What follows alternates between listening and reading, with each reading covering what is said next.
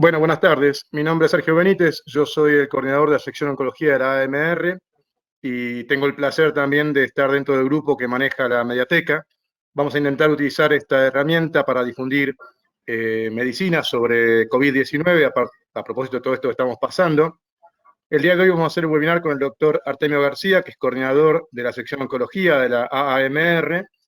La dinámica será la siguiente: Artemio va a hacer su presentación, ni bien yo termine de hablar, y cuando termine su presentación abriremos a las preguntas, para los cuales hay dos herramientas que pueden ser utilizadas. Una es la herramienta Manito que ustedes ven allí en la aplicación. Eso va a permitir que yo habilite el micrófono a quien quiera hacer la pregunta. Y otra es una herramienta de preguntas que ya hay gente que está mandando. El punto fundamental es tratar de ser muy conciso con las preguntas y no repreguntar, así todo el mundo puede participar. Muchas gracias, Artemio. Adelante. Bueno, buenas tardes. Gracias, Sergio, por esta iniciativa de nuestra presidenta, la doctora Susana Lunin. Así que, bueno, vamos a arrancar con esto. Gracias a ustedes que están presentes del otro lado y recordarles que esta presentación, esta charla, va a estar luego disponible en formato de video para la gente incluso que no esté presenciando en este momento la presentación. Hoy vamos a tratar la endoscopía respiratoria en la pandemia COVID-2019 en Buenos Aires al 23 de marzo del 2020.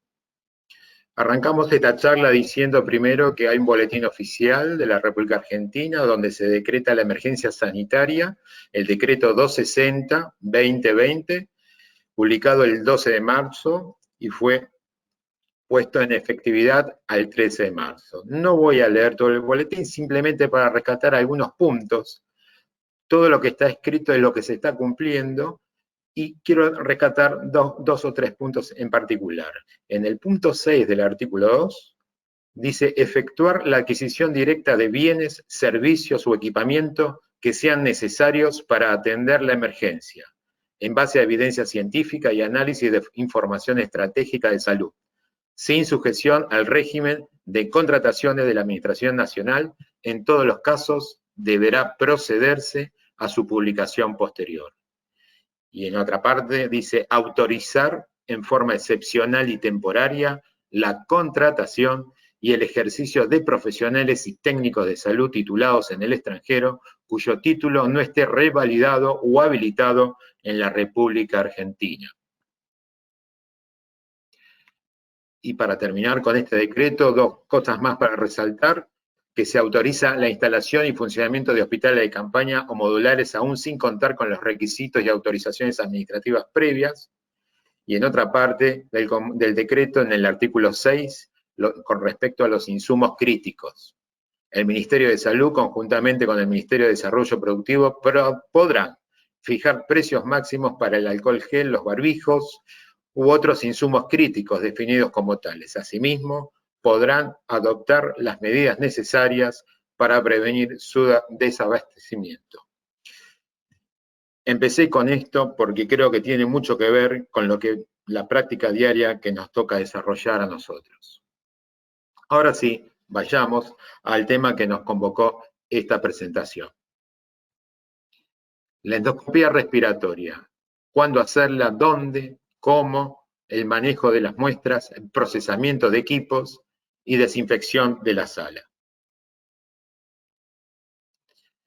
¿Cuándo? La recolección de muestras respiratorias según las recomendaciones de la AMR, que tiene pocos días ya en la red, consiste en que las muestras deben ser tomadas por hisopado de mucosas.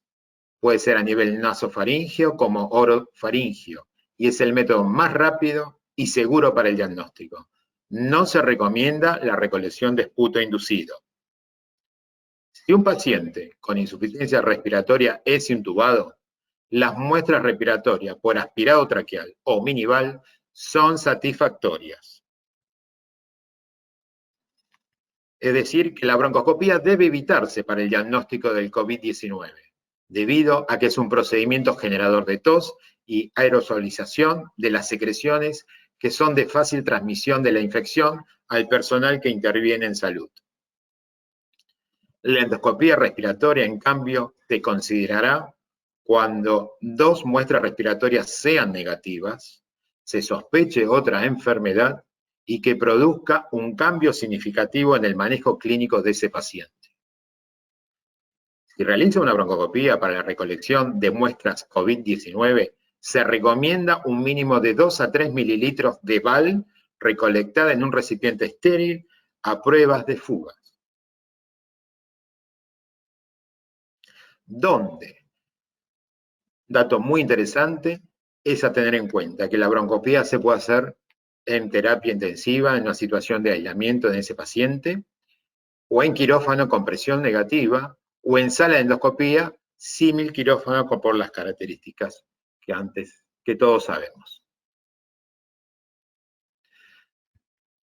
Como saben, esta epidemia viene de otras partes del mundo. Sociedades científicas ya la han padecido meses atrás y ya han formado declaraciones y recomendaciones, tanto es así que la americana hizo sus recomendaciones también y la Asociación Argentina de Broncoscopía las tomó como propias. Nosotros hicimos mínimas modificaciones y la incorporamos también a nuestra Asociación de Medicina Respiratoria.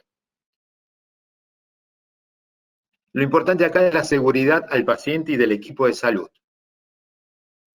Todo estudio durante la epidemia de COVID-19 deberá realizarse bajo la anestesia general e intubación orotraqueal. Mayor seguridad para el paciente y el equipo tratante. El equipo de salud en estas situaciones, mientras dure la pandemia, se debe limitar a 4 personas. Un anestesista, un asistente del anestesista, un endoscopista con operador, preferiblemente bien entrenado, y un asistente en endoscopía. Este puede ser médico auxiliar, médico o un auxiliar de enfermería. El tema es cómo nos preparamos.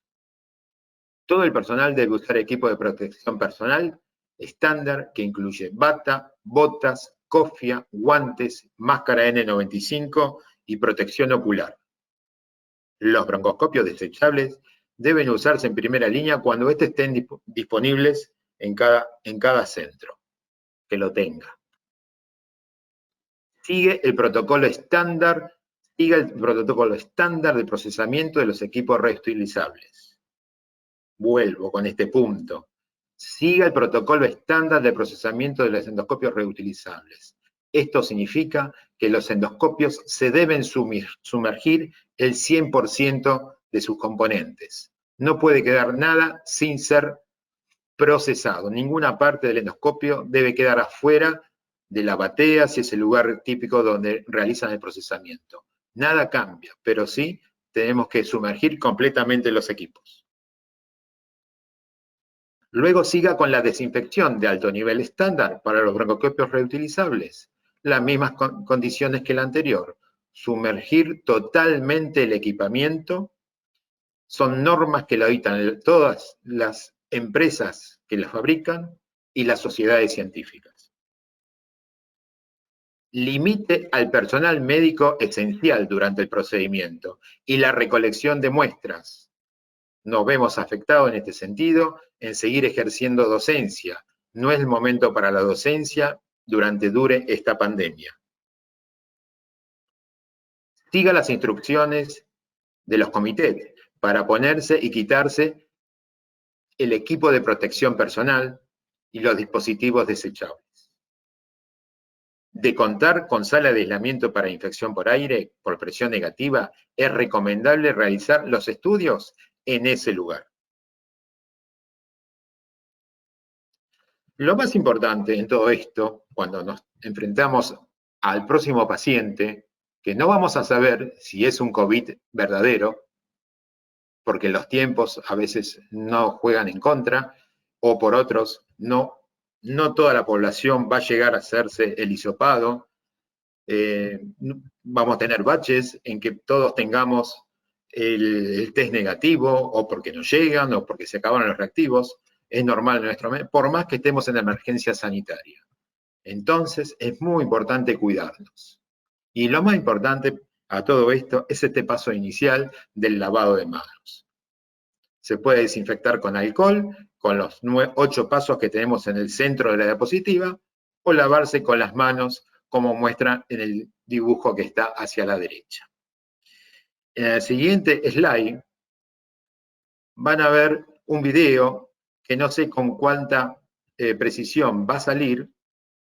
Yo voy a tratar de pasarlo saliendo de esta presentación y buscarlo en mi carpeta para ver si ustedes lo pueden ver. Igual creo que muchos ya lo conocen, pero esto no va a trazar mucho.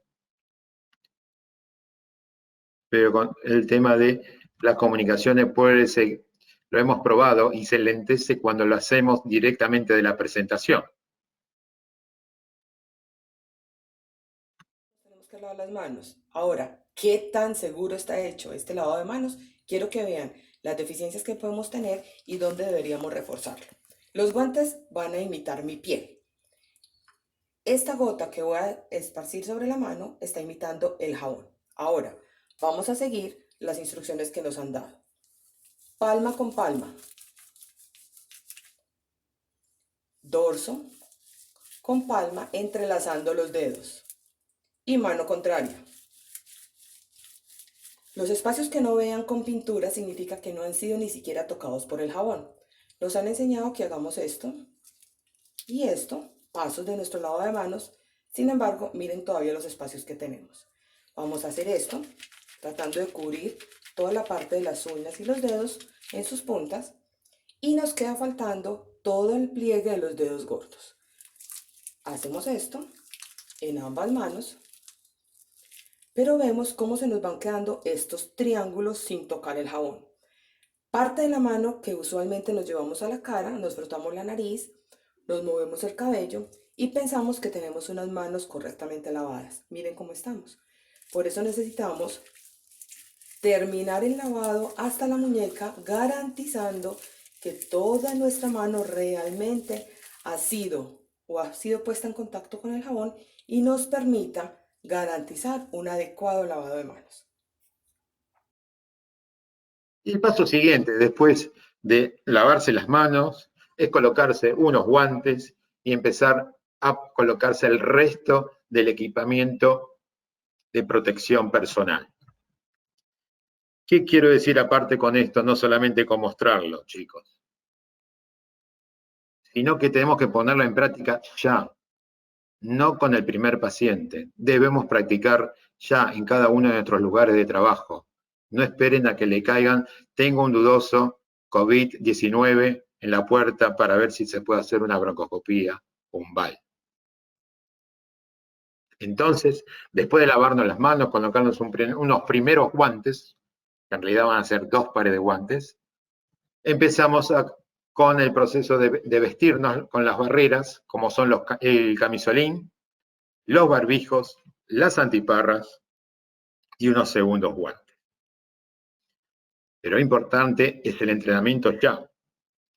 El próximo paciente, por más que lo tengan ahí anotado, para una inspección de la vía aérea nada más, para ver si una estenosis se cerró o no, por favor, entrénense y verán por qué.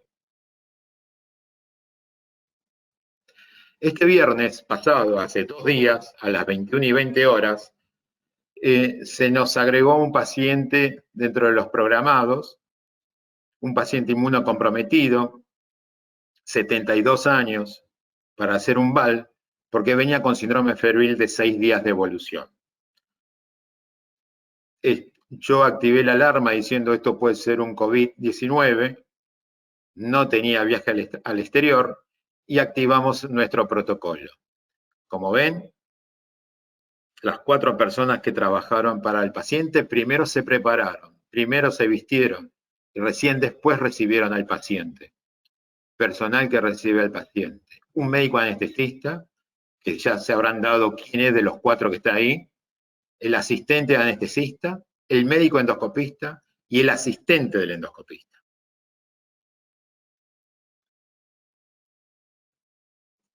Todo se hizo de manera perfecta en este caso. El tema es cómo retirar correctamente los elementos de barrera. Eso lo hicimos bien también, pero hubo errores, que tocamos cosas que no teníamos que haber tocado hasta de sacarnos todo el material que teníamos puesto y contaminado. Lo más contaminado, como saben, son los guantes, las antiparras, los camisolines y posteriormente los barbijos. Así que una vez más les pido, entrénense ya. A principios de marzo, nuestro querido amigo, el profesor Stefano Gasparini, dando muestras a pesar de su edad, nos mandó esta foto, ¿sí? Avisándonos que nos pongamos en atención. Esta foto dice mucho. Este viernes, en los estudios programados que ya teníamos, empezamos ya desde la primera paciente a ponerlo en práctica, el cuidado del personal. Así que fíjense, esta es una foto donde le hicimos una criobiopsia con un cáncer de pulmón, con una biopsia transbronquial negativa, una masa que estaba en franco crecimiento. Muy bien. Una vez que hicimos la preparación personal y estamos todo, el equipo está listo, recién ahí el asistente del anestesista y el anestesista reciben al paciente. Vuelvo a salir de la presentación y les voy a mostrar un video que voy a hablar encima por un tema de que no se corte el audio del video. El video original es muy bueno,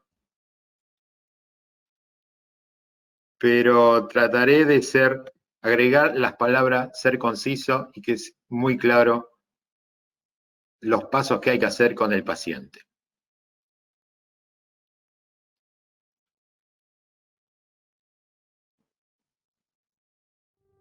Recomendaciones para el manejo de la vía aérea en pacientes infectados o con sospecha de infección por coronavirus COVID-19. Intubación. Antes de que llegue el paciente a quirófano, es obligatorio que se preparen previamente todos los dispositivos de vía aérea, así como sueros y sistemas para evitar en lo posible apertura y manipulación de los carros de medicación. Además, preprogramamos el respirador. El paciente será portador en todo momento de un barbijo. Previa a la inducción, se colocan gasas alrededor del cuello y boca que pueden absorber las secreciones que se dispersen.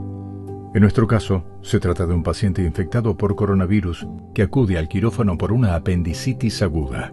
La recomendación es realizar preoxigenación adecuada de 5 minutos y no ventilar al paciente.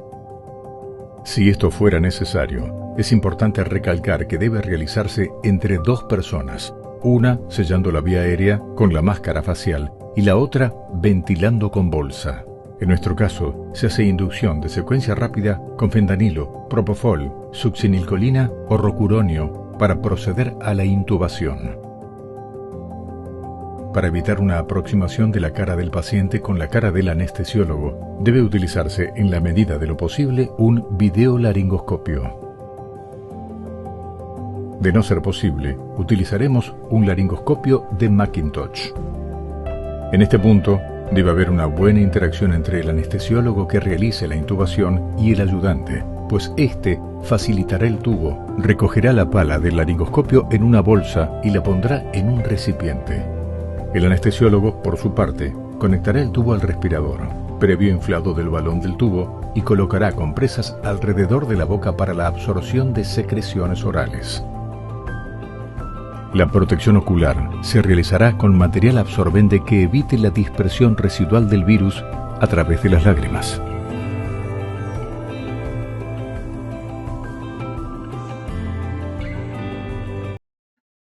Y este es nuestro paciente que había comentado al principio, que nos preparamos para recibirlo en el quirófano, para hacerle un VAL.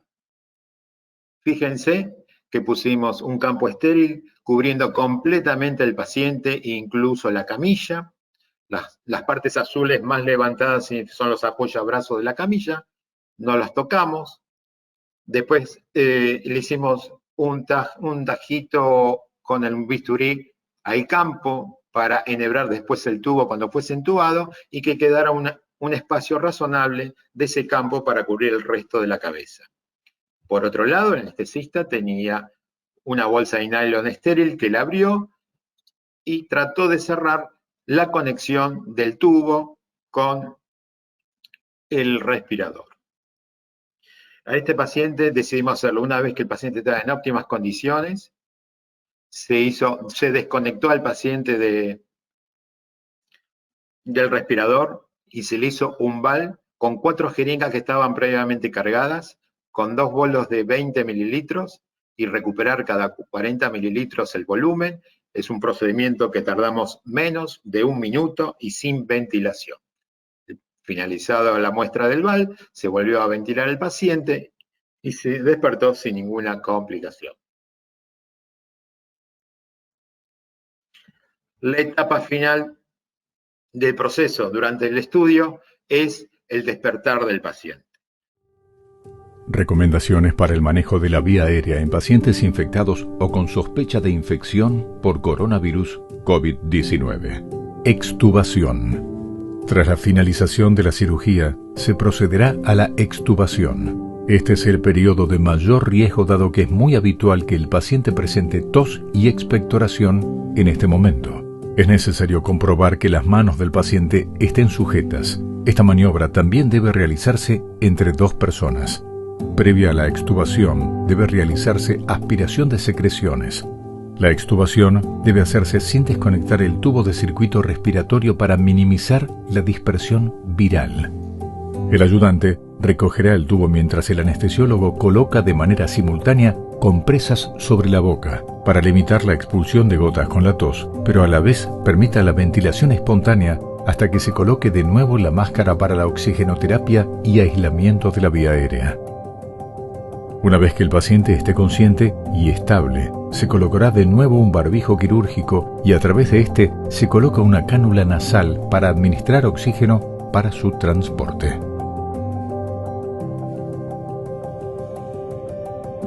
Como decía, distintas sociedades científicas trataron de priorizar las urgencias dentro de la broncoscopía. Este es un modelo que ha publicado la Asociación Americana, donde divide la broncoscopía en situaciones emergentes, en situaciones urgentes y en broncoscopías que no son urgentes.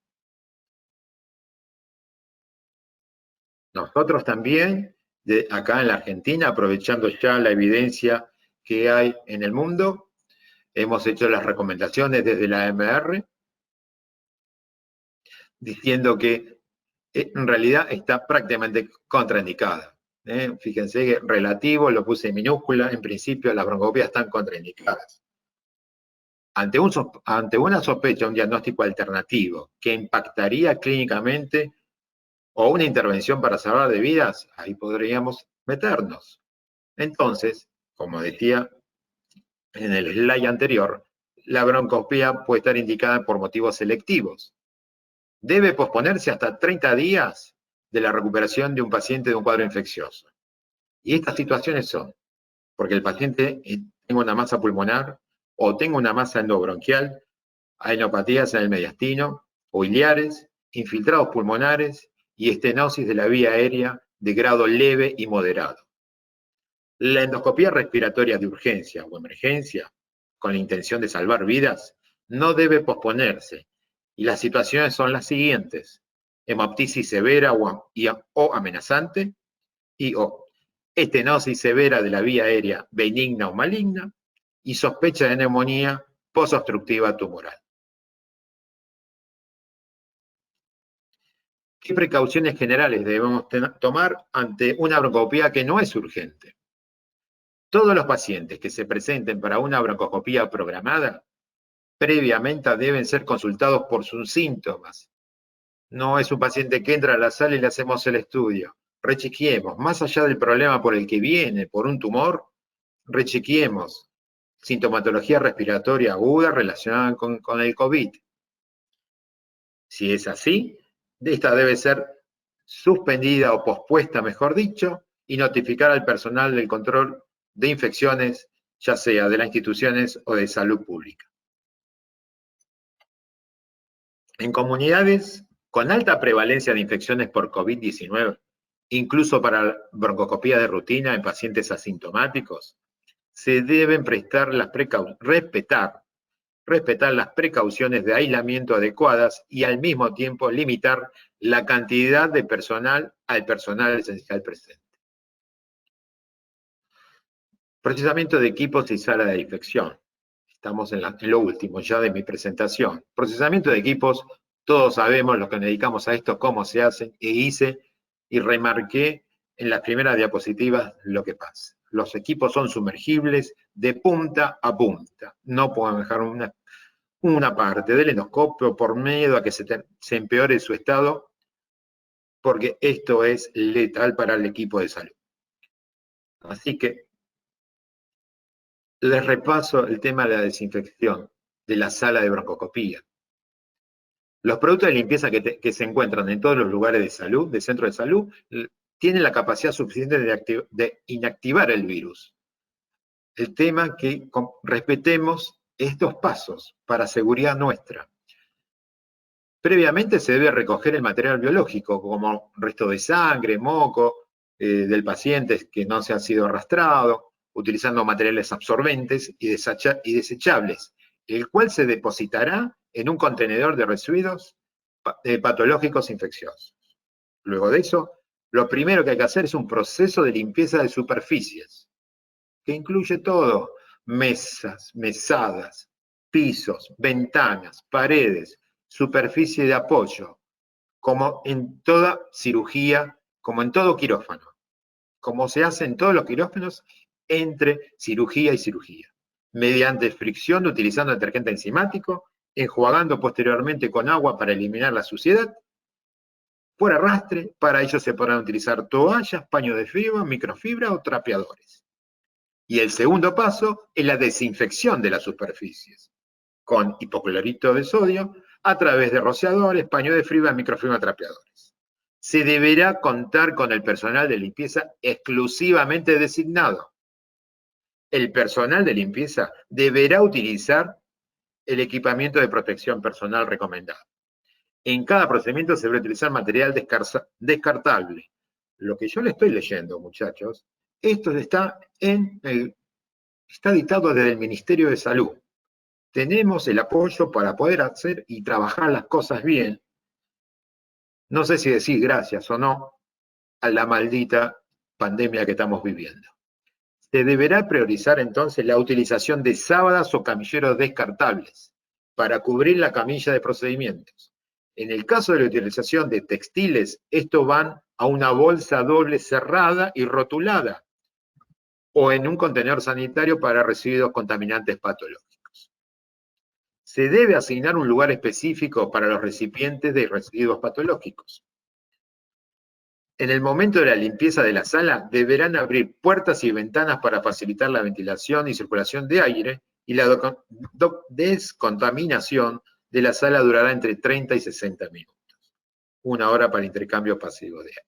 Se debe evitar la utilización de la sala hasta su completa limpieza o desinfección, no, las dos cosas, conforme a lo establecido en este protocolo. Todo el personal interviniente deberá recibir capacitación adecuada. Las sustancias que tenemos, los ingredientes activos, están disponibles en todos los centros de atención, no son costosos, necesitamos recurso humano para que nos ayuden con este tema. Y lo más importante de todos nosotros es cómo nos cuidamos mentalmente durante esta epidemia. Prioriza tu cuidado. Come, duerme y descansa. Mantente informado. Usa fuentes fiables y evita la sobrecarga. No abuses de tabaco, café y alcohol. Mantén el contacto con tus seres queridos. Manejo de estrés. Clarifica tu rol. Define tus funciones. Conoce y acepta tus limitaciones. Respeta los descansos. Habla con tus compañeros. Date permiso para decir que no estás bien. Recurre a personas significativas para poder hablar de cómo te sientes. Maneja la angustia moral. Reconoce la ayuda que has logrado proporcionar y las limitaciones de lo que pudiste hacer dadas las circunstancias. No somos dioses. Atiende a las señales de sobrecarga, como la angustia o ansiedad elevada durante la mayor parte del día, insomnio e incapacidad para descansar, dificultad para mantener la atención en el trabajo y la sensación de reexperimentación. Esto me pareció fantástico y, como lo ven, lo copié y lo pegué del Servicio de Psiquiatría del Hospital Universitario de la Princesa. Vaya qué experiencia están viviendo hoy en día en España. La idea de esta comunicación es difundir y concientizar al equipo de salud. Muchas gracias. Espero el ida y vuelta de las preguntas. Y Sergio, te entrego la posta. Muchísimas gracias, Artemio. Impecable la presentación. Vamos entonces a dar lugar a las preguntas. Intentemos que sean concisas. Está Jorge, y un poquito de paciencia, porque estamos recién usando la aplicación. Está Jorge Román Ayala, que le vamos a dar la palabra para que él pueda preguntar. Dame un segundito, por favor. Sí, claro.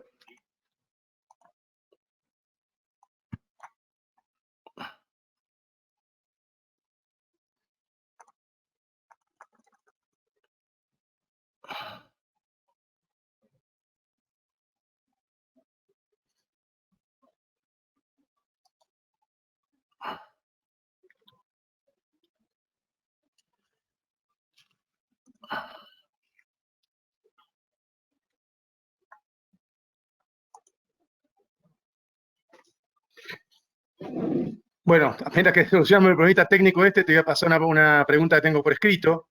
Dale. Me dice si no sería, en este caso, mejor realizar el lavado bronquial y no oval, y si el paciente no fuera inmunosuprimido. No me quedó clara la pregunta. No quedó La clara pregunta la pregunta. sería, salvo que el paciente sea inmunosuprimido, si no optar en todos los casos para infectológicos el aspirado bronquial en vez de realizar el VAL.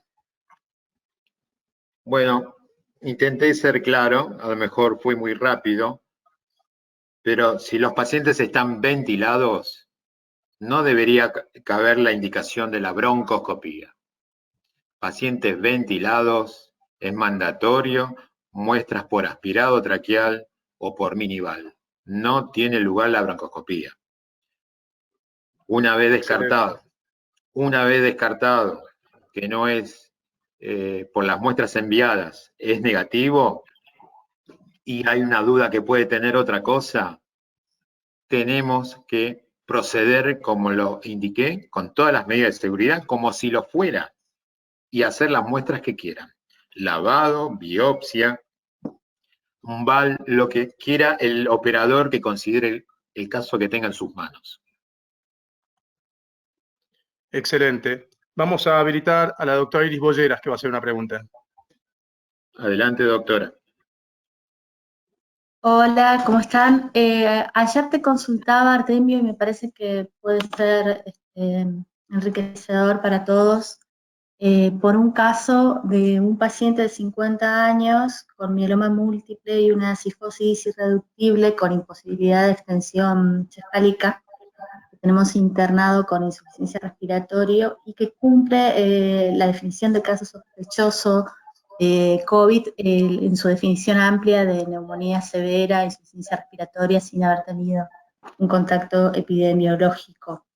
En los casos en los que haya, digamos, una indicación de intubación guiada por fibro, en la cual generalmente no usamos la anestesia de secuencia rápida, no relajamos al paciente, ¿cómo planificarías el abordaje por endoscopía de estos pacientes para minimizar los riesgos de bioseguridad? Excelente la pregunta, Iris. Prefiero no estar en ese lugar, pero haría lo que hacemos siempre, pero con todas las medidas de protección al máximo. Está lidocaína en estos pacientes, y este paciente es una vía aérea dificultosa. La foto que me mandaste, si disculpa por no haberla subido, se me pasó. No, no hay problema. Se ve perfecto que en el perfil el mentón apoya en el tórax, porque está caída la columna cervical. La única forma de acceder es por vía nasal. Por vía nasal la intubación es muy fácil. Probablemente... Me refería a si tomarías alguna, digamos, alguna medida adicional de bioseguridad en este caso en el que, bueno, no vamos a tener al paciente relajado, es probable que tosa. Vos mostraste varios pasos en la preparación preanestésica que en este caso no se podrían realizar, no todos, Exacto, digamos. exacto. Sí, sí. Hay un paciente como este, que es una vía aérea dificultosa, imposible de hacerle, y hay que hacerla sin relajación. Creo que lo podés dormir si dan los tiempos, pero bueno, hay que hacer rápido, entrar, dilatar con hisopos, con lidoconipinefrina para dilatar las coanas, para que no se te frene el tubo, tratar de poder pasar por esa vía nasal un tubo 7,5, que es posible. Y una vez ya enfrentada a la laringe, profundizarla con propofol e intubarla directamente, sin tirar lidocaína a la laringe, que es lo peor, que empieza a toser el paciente. Solamente anestesiar localmente las narinas, la mucosa de las fosas nasales, para que permita, aparte de adormecerla, vasocontraerla para mejorar y dilatar antes de pasar un tubo, ¿sí? Pero las medidas de protección de máxima seguridad, que nunca las tomamos, no estamos acostumbrados. El que me dice que sí, en algo falla, estoy convencido, porque sabiendo lo que hay que hacer, cometimos errores el otro día. Así que por eso insisto que se entrenen ya, por favor. Ya el miércoles, cuando vuelvan cada uno a su lugar, pónganselo eso como una premisa. Y quería, ya dejo libre el micrófono, vos mencionaste los tiempos de desinfección, decías 30, 60 minutos y para la limpieza y 1 hora para intercambio de aire. Eso significa que si tenés más de un paciente, tenés por lo menos 2 horas entre paciente y paciente, si no tenés otro lugar donde hacerlo, ¿no? Correcto, correcto. Evidentemente va a ser una época en que vamos a hacer solamente endoscopías imprescindibles, así que vamos a bajar nuestra tasa de uso en broncoscopía tradicional y estaremos más que nada apoyando al resto del equipo de salud para que no se desmoralicen en el tema de esta pandemia y tratar de parar la pelota, ayudarlos en la toma de decisiones. Muchas gracias. No, por favor. Muchas gracias, Iris. Muchas gracias, Iris. Vamos a abrir el micrófono a Horacio Matías Castro para que él pueda hacer su pregunta. Adelante, Horacio. Hola, buenas tardes a todos. Artemio, muy buena la charla. Te quería tener 2 preguntas puntuales. Una, si esperamos solamente un hisopado negativo o 2 hisopados negativos, teniendo en cuenta que por ahí la sensibilidad del hisopado no es tan alta. Todo depende de la clínica del paciente. Si el paciente da tiempo para hacer un segundo hisopado o en el momento del segundo hisopado ya está intubado el paciente. Nunca es una urgencia la broncoscopía en estas situaciones. ¿Sí? Sí, el manejo clínico es lo más importante. Así que si en el primer hisopado es negativo y en el primero y para el segundo el paciente mejoró, ya no vamos a actuar de entrada porque lo van a terminar intubando, y si el paciente se mantiene estable, va a tener tiempo para una segunda muestra y después decidir si lo sacamos de un coronavirus posible el paciente o no de ese listado y procedemos. Pero por más que sea negativo, chicos, tomemos todas las medidas de precaución, todas, aunque parezcan, no, este no es. No podemos, no vemos al enemigo. Lamentablemente, como lo que estamos leyendo, esta es una verdadera guerra donde el enemigo no lo ves. Así que la única forma que tenemos, la única herramienta que tenemos es protegernos. Gracias, ¿Contesto la Horacio. pregunta? Gracias, Horacio. Esto que relatás es muy interesante. Los colegas de Europa están reportando tasas elevadas de contagio para el personal de la salud, lo cual hace que el personal de la salud, que es de gran importancia, deje de ir al hospital. No sé si quieres hacer alguna consideración al respecto. Sí, sí, sí. Cada lugar de trabajo va a tener que armar su propio algoritmo de trabajo. Lo que hablamos, lo que mostré ahí del servicio de psiquiatría, dándonos las pautas, es muy importante. Va a haber muchos colegas noqueados, choqueados emocionalmente, lo cual no podrán cumplir con sus tareas. En cada lugar de trabajo van a tener que proporcionarse días de descanso. Hay que hablarlo internamente y cada institución debe armar sus propias directivas, porque si Argentina es Italia o España, que en algunas características sociales nos parecemos mucho, es probablemente que tengamos las mismas dificultades. Por más que armemos hospitales de campaña, no tendremos personal de salud que atienda a esta gente si no nos cuidamos cada uno y nos protegemos. Muy bien, vamos a darle lugar al doctor Alberto López Arauz para que haga su pregunta. Estamos esperando la conexión de internet. ¿Cómo no? No hay problema.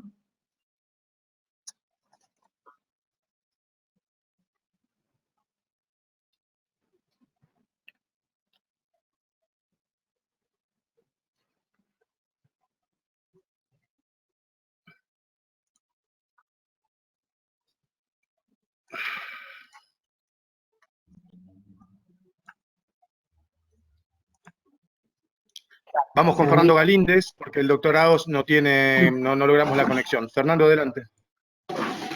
Sí, buenas tardes. Gracias, Artemio, por tu presentación. Están dando vuelta unos videos que ya los vimos en el grupo de broncoscopías en pacientes con COVID-19 que hacen que las secreciones se espesen y que eventualmente para instilar N-acetilcisteína o algo así para aspirarlas. ¿Hay algo que vos nos puedas decir de esto? La verdad que eso es algo muy engorroso, lo hemos vivido mucho con los pacientes quemados de la vía aérea, tema cromañón, alguno que esté escuchando le va a venir a la memoria.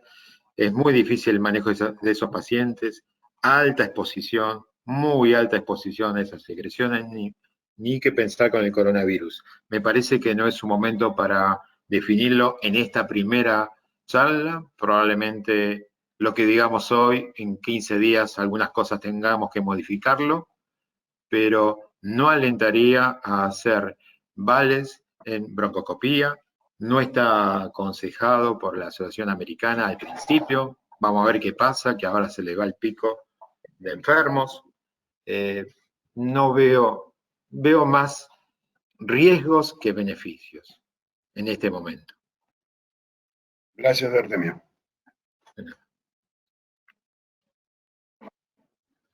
Muy bien, vamos a seguir con la doctora Luning, que está queriendo hacer una pregunta.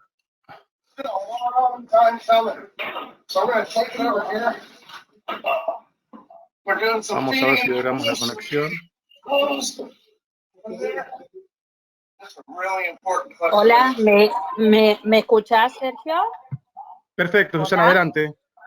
Hola, hola a todos. En realidad, bueno, todos saben que yo soy Susana Luning, no todos saben eso, saben que no hago endoscopía, pero quería tener una intervención breve y no robar tiempo para las preguntas. Primero agradecerte, Artemio.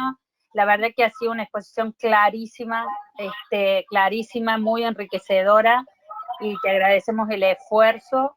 Y bueno, eso que vos dijiste, todos los días estaremos diciendo, actualizando información, y esperamos que eso sea entendido.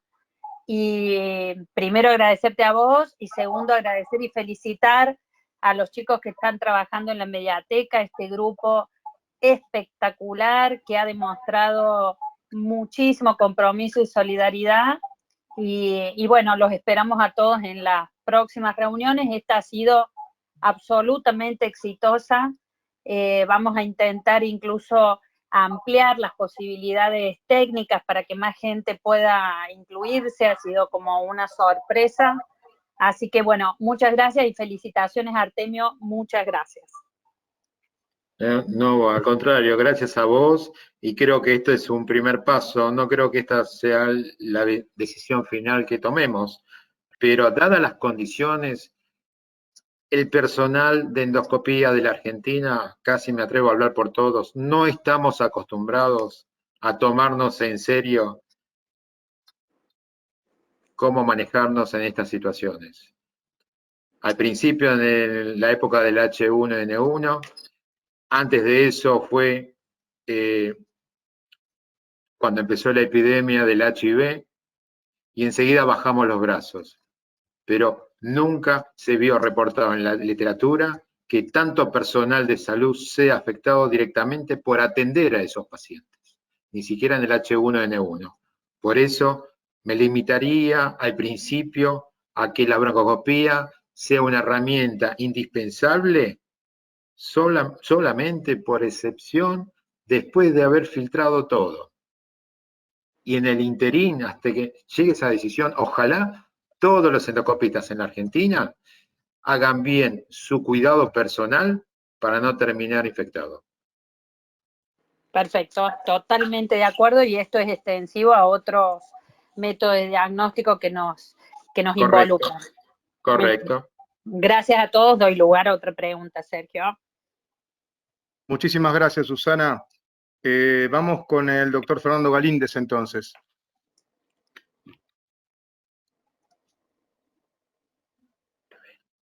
Yo ya hice mi pregunta, gracias. No es nada, perdón. Avancemos entonces, vamos con el doctor Pedro Glimrat. Hola Pedro, adelante. Sí, ¿qué tal? Muy bueno, Artemio. Creo que hay que limitar las endoscopías exclusivamente a pacientes que requieran endoscopía como las requirieron siempre, y tendremos que arreglarnos, los intensivistas o los terapistas tendrán que ver cómo manejan a sus pacientes lo más clínico que puedan. Una pregunta, ¿qué opinas? Porque muchos de los que estamos acá en esta reunión hacemos broncoscopía rígida además, y es muy difícil la broncoscopía rígida, sabemos que es un circuito diferente, el anestesista no duerme al paciente, pero no lo intuba, lo intubamos nosotros. Si tenés alguna recomendación especial para hacer. Gracias.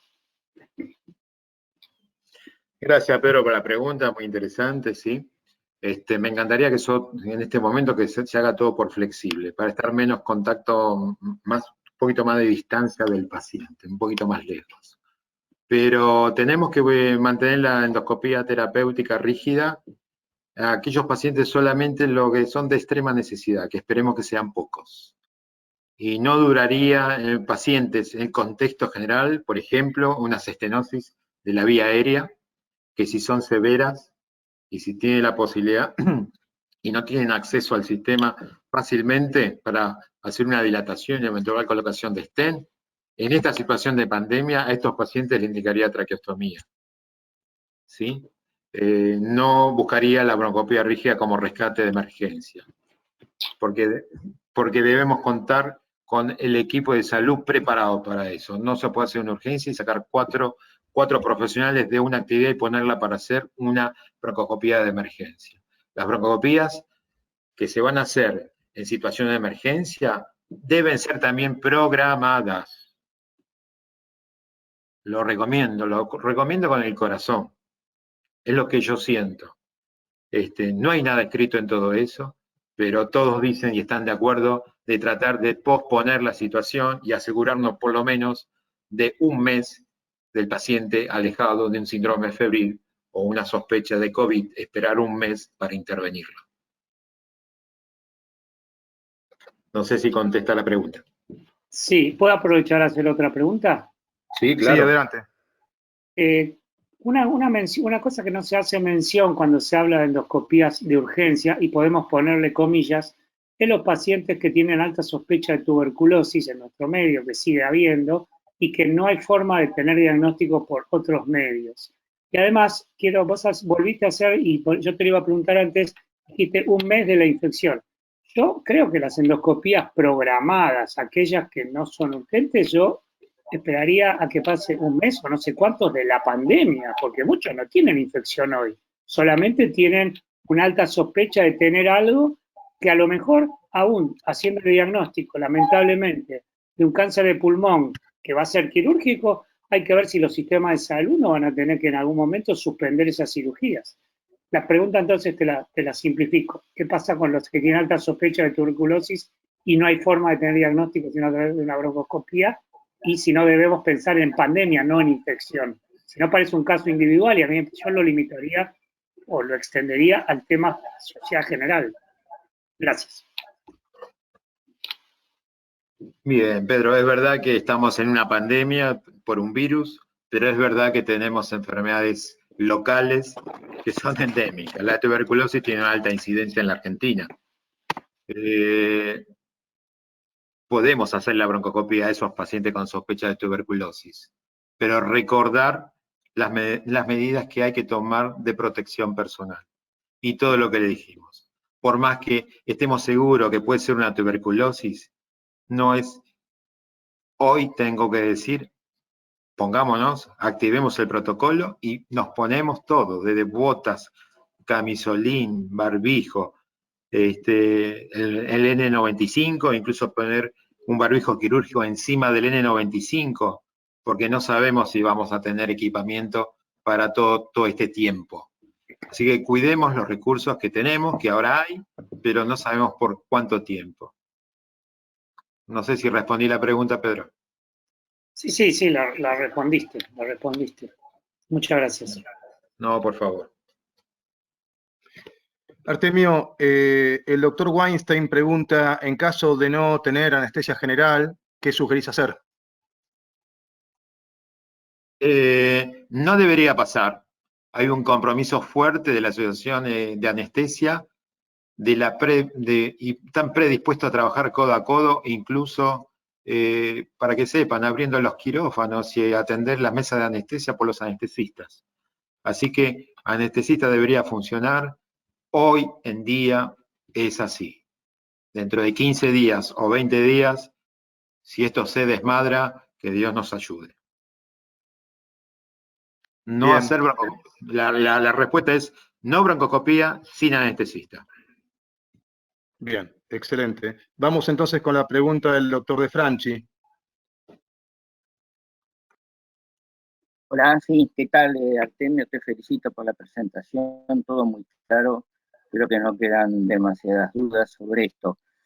La pregunta concreta, en realidad no la tengo. Yo simplemente quiero recalcar 2 o 3 cosas. Me parece que el gran inconveniente que tenemos los endoscopistas a veces son los mismos médicos que prácticamente hay una presión muy grande para que se hagan las endoscopías. Creo que este es el momento de que la indicación última la tenemos que dar nosotros.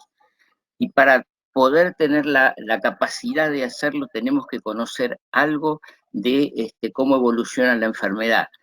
Saber que cuando el paciente ya está en terapia intensiva, ya está con una neumonía instalada, etcétera, el diagnóstico generalmente no vale la pena hacerlo porque debe ser considerado como un infectado.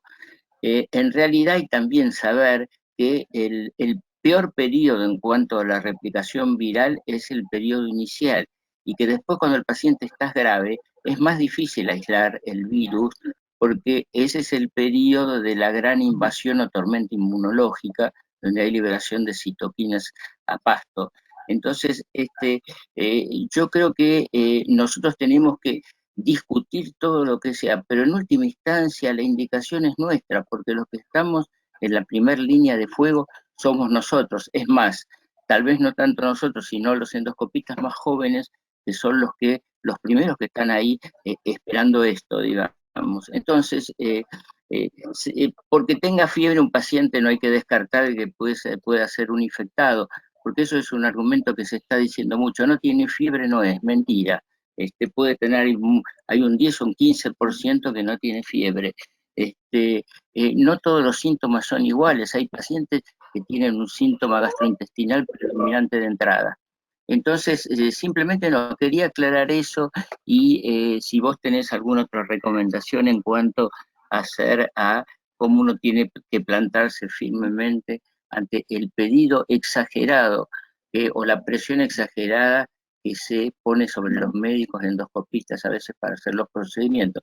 Porque piensa que el endoscopista es un tubo nada más y que no es una persona... Entendí el planteo, simplemente Franchi. ¿Cómo? Te entendí muy bien el planteo, doctor De Franchi. Bueno, listo, gracias. La respuesta es sencilla, clara. No es que uno quiera aprovechar la situación de la pandemia, pero tenemos la posibilidad de ser fuertes en esta situación. Y hoy cada institución se maneja por consensos, y consensos entre los servicios que son afectados. En los lugares privados ya hay consensos internos, donde me han preguntado qué hay que hacer. Así que, particularmente, la gente de infectología acepta las recomendaciones de la AMR y las va a tomar como propias de ellos. Es decir, nosotros somos los que vamos a decir si se hace este estudio o no. Hay que esperar, hay que posponerlo. Así que en cada institución les pido que júntense con sus pares y armen su propio consenso de cada institución. A lo sumo lo amoldarán a lo que hay escrito ya. Gracias por la pregunta. Gracias, Artemio. Muy bien, muchas gracias. Seguimos entonces con la pregunta del doctor Solís Aramayo.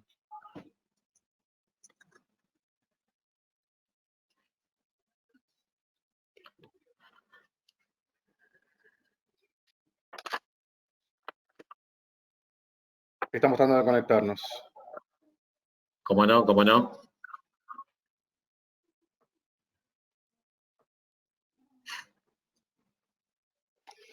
Artemio, aprovecho esta pausa y te pregunto una de las preguntas que viene escrita. Nos preguntan acá si el doctor Sánchez Adario, si estas recomendaciones se extienden a pediatría. En realidad son indicaciones de sentido común, que se extiende para todo profesional que tenga que realizar maniobras invasivas en un paciente. Me parece que es eso, sentido común, las medidas de protección y discutir hacia adentro en los lugares de trabajo y hacer sus propios algoritmos de trabajo o consensos para poder, más que nada, cuidar al equipo de salud, chicos. Nos tenemos que cuidar entre todos. Eso es lo más importante. Muy bien, muchísimas gracias. El doctor Aramayo no puede abrir su micrófono, pero me envió la pregunta por escrito. Hola, sí. Ah, ¿estás ahí? Bien, bien, adelante. Igual, Ese doctor es un sí, poco estoy. lento. Artemio, muchas gracias por la charla, la verdad que excelente y un gran apoyo académico y emocional, me parece.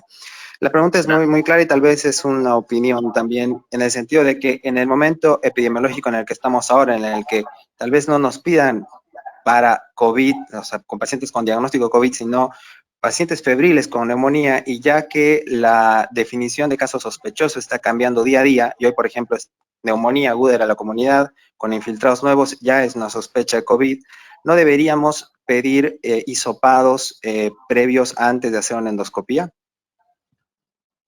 Totalmente de acuerdo con el planteo. Hoy por hoy, todo paciente que se interna es un COVID hasta que se demuestre lo contrario. Va a haber un momento donde no se va a poder hacer hisopos. Estamos acostumbrados a eso. Se termina de hisopar o porque no llegó el hisopo para hacerlo, o se terminaron los reactivos, o hay que mandarlo a otro lado y otra vez volvemos a tardar 3, 5 días.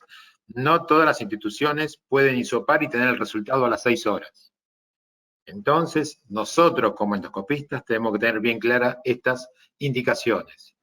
¿Lo tiene o no lo tiene? Si lo tiene, ya chicos, entrenémonos para no cometer errores. Errores estúpidos como terminamos todo, la muestra es impecable, todo perfecto, y en vez de sacarnos los guantes, tocamos la torre donde conectamos el endoscopio y lo corrimos hacia un costado. Entonces, tenemos que estar despiertos cuando hacemos este estudio. Muy las antenas paraditas. Y estamos en una epidemia y en algún momento que no vamos a tener la posibilidad de decir, no, si no tenemos dos pruebas COVID negativas, yo no le hago la broncoscopía. Te van a contrarrestar diciendo ya no hay más reactivo. ¿Qué hacemos? ¿Respondí la pregunta? Excelente, gracias Artemio, un abrazo. Un abrazo. Bien, vamos entonces con el doctor Jorge Román Ayala. Hola Artemio. Hola, buenas tardes. ¿Cómo te va? Excelente la presentación. Felicitar a los organizadores también. La verdad que muy claro todo. El tema de la bioseguridad es algo que tenemos que aprender a entrenar, como lo dijiste al comienzo, porque no lo tenemos muy presente. Y bueno, en el día a día ir aprendiendo y además difundiendo las actividades de bioseguridad con los colegas. Eso creo que es fundamental. No tengo una pregunta concreta, la verdad que solamente felicitarlos nuevamente, la verdad que estuvo muy claro. Y bueno, a trabajar por la Argentina y por el mundo en realidad, que con la epidemia que se viene, con la pandemia que se viene, y hacer una lucha en conjunto. Gracias, Jorge, por tus palabras. Es así, la intención de esta charla fue esa, concientizar al equipo de salud, cuidarnos, porque no es el fin del mundo. Es una guerra virológica a la cual tenemos que estar bien preparados. Y recordar que estamos en emergencia sanitaria, que los políticos tienen las herramientas para que nosotros que estamos en el frente de batalla no vamos cayendo uno a uno por falta de protección. Tal cual. Un abrazo.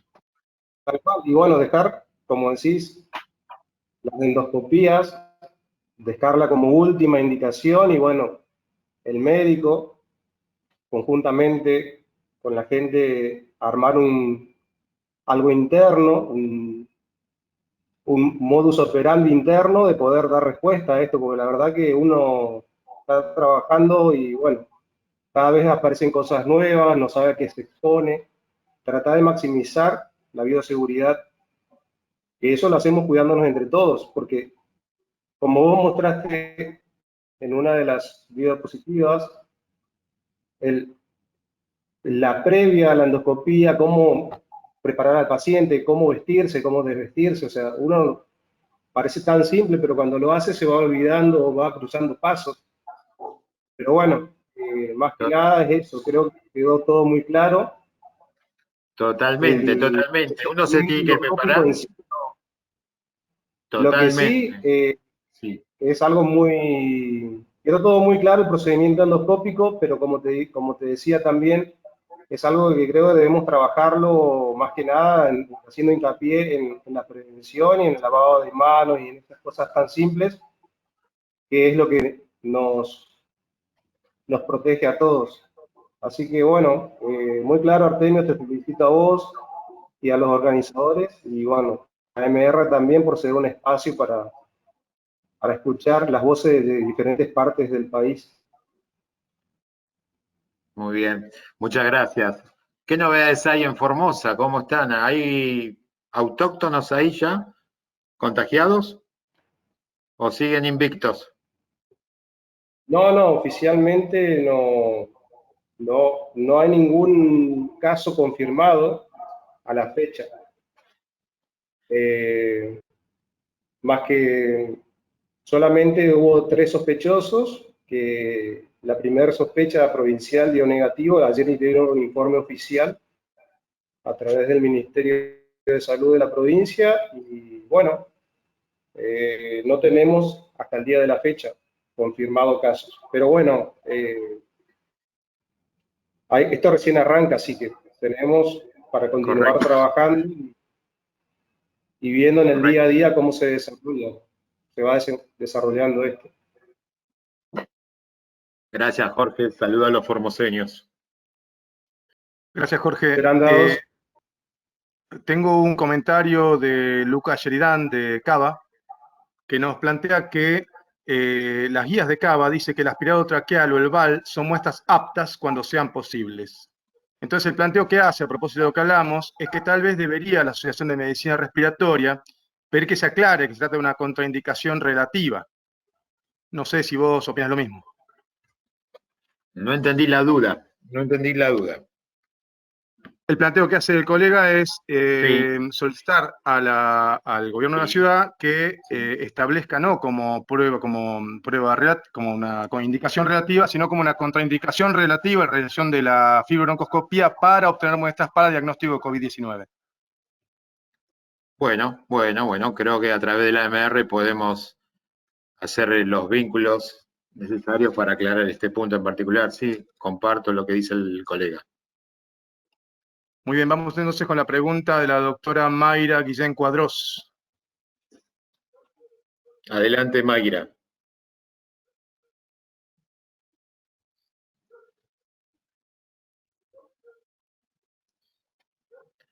No me llega nada, ¿eh? Tenemos que esperar un poquitito porque la velocidad de conexión es lenta.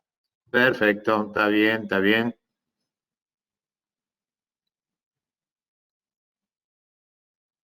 El doctor Greenblatt, mientras que intentamos la conexión, nos dice que hablaste de endoscopía programada y en ese caso hacerla 30 días después que pase la infección. Y se pregunta, ¿te referís a que pase la pandemia? No, me refiero puntualmente, si ese paciente tenía sintomatología respiratoria, esperar que se aclare ese cuadro, si es evidentemente un cuadro infeccioso sobregrado, porque puede ser que no sea COVID y puede ser una gripe común o un resfrío. Entonces, esperar que aclare ese cuadro el propio paciente, no la pandemia, para programar el estudio de un tumor de pulmón, por ejemplo. Excelente. Por otro lado, nos preguntan que hay dando vueltas imágenes de secreciones espesas por COVID-19 y la necesidad eventual de fibrobroncoaspiración. ¿Cuál es tu opinión al respecto? Mi opinión al respecto es que en principio la desaconsejarlo. Eso hay que verlo día a día.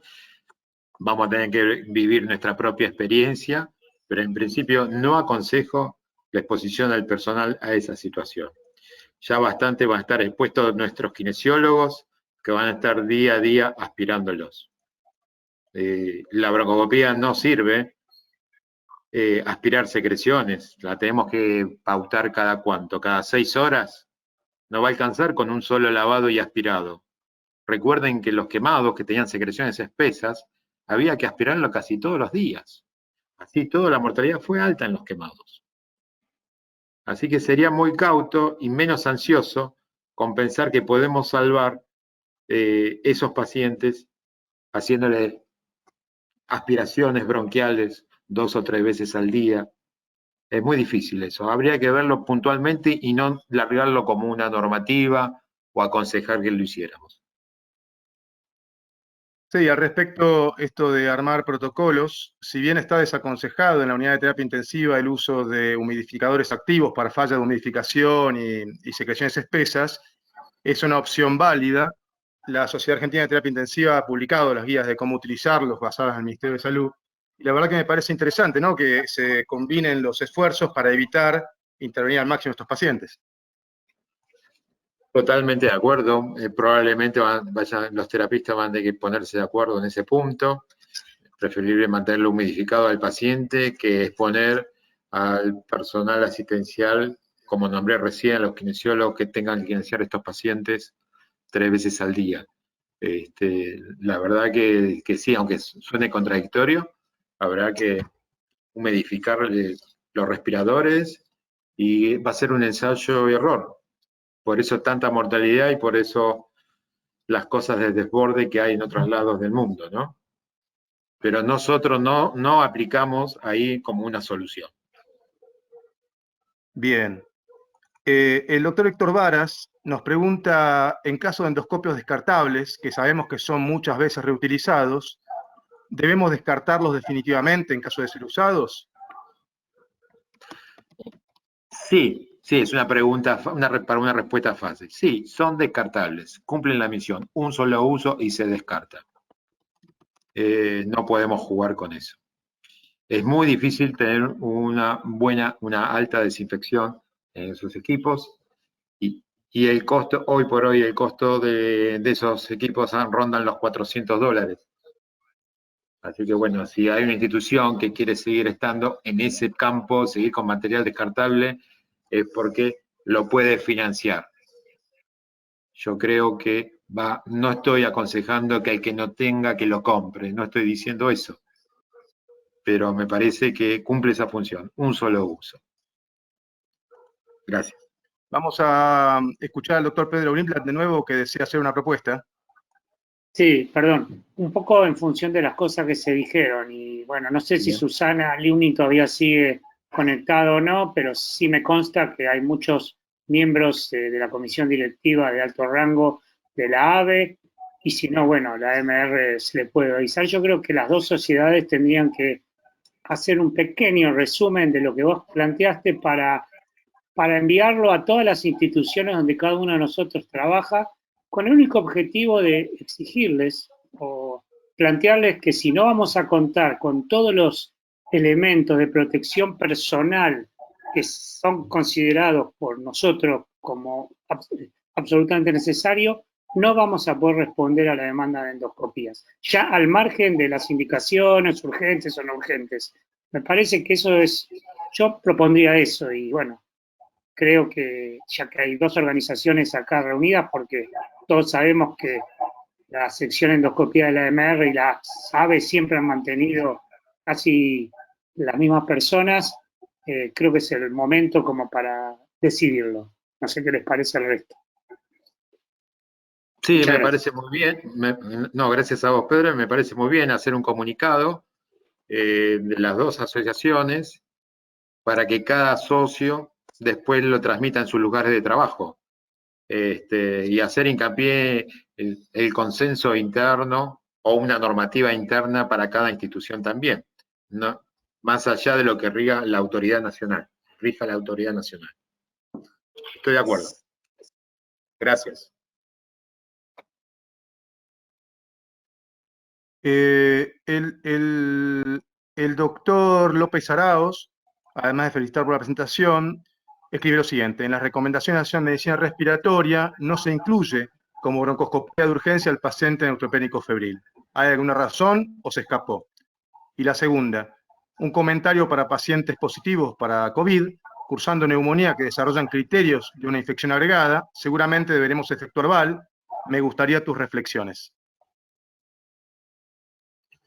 Sí, cómo no. Las reflexiones son siempre las mismas. Los pacientes neutropénicos febriles, hay un algoritmo de tratamiento empírico, la broncoscopía, en líneas generales no cabe de entrada, no se hace de rutina un VAL de entrada. En la situación particular de esta pandemia, se debe tener al menos un hisopado negativo en estos pacientes en particular, y con un hisopado negativo para COVID, recién ahí, con todas las normas de seguridad, se podrá hacer un VAL, recordando que a ese paciente hay que hacerle una anestesia general, intubarlo y después despertarlo. Pero sí, nunca es el primer paso, siempre es el manejo clínico. Espero haber respondido. Excelente. Nos pide Javier Abdala alguna reflexión sobre la preoxigenación antes de la intubación y si esto no sería un momento de peligro para dispersar el virus. ¿Qué tal, Abdala? Sí, está contraindicada la preoxigenación al paciente. Se apoya máscara naringea, se apoya la máscara nasal en el paciente y se comienza a dar la medicación de secuencia rápida. E inmediatamente se toma el laringo y se intuba. No se hace una preoxigenación, porque es el momento más sucio, para que se entienda rápido, el manejo con estos pacientes. Excelente. Vamos a una pregunta, a darle el micrófono a José Luis Arquís. Adelante, José Luis. Sí, muy buena la disertación de Artemio. Lo felicito, muy claro todo.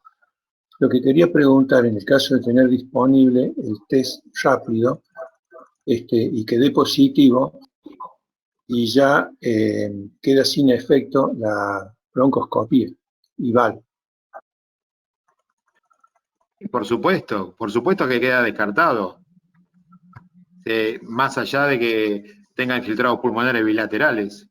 El manejo como cualquier paciente con una neumonía que ingresa a la terapia. Después se seguirá con minivalvo aspirado traqueal si no mejora.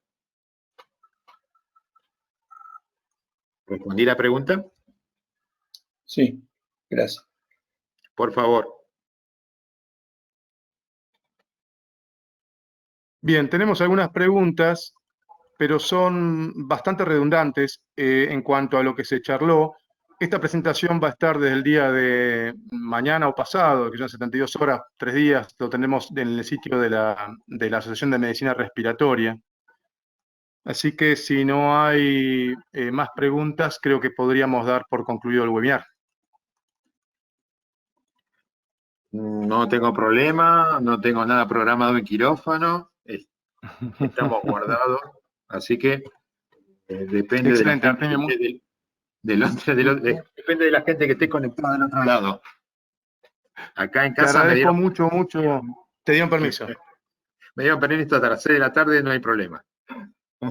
Excelente. Che, te agradezco muchísimo tu predisposición y desde la Mediateca quedamos a disposición de todos los que necesiten esta herramienta para difundir información. Muchísimas gracias. Bueno, muchas gracias a vos y a todos los que están trabajando detrás de la Mediateca. Gracias. Buenas tardes. Buenas tardes.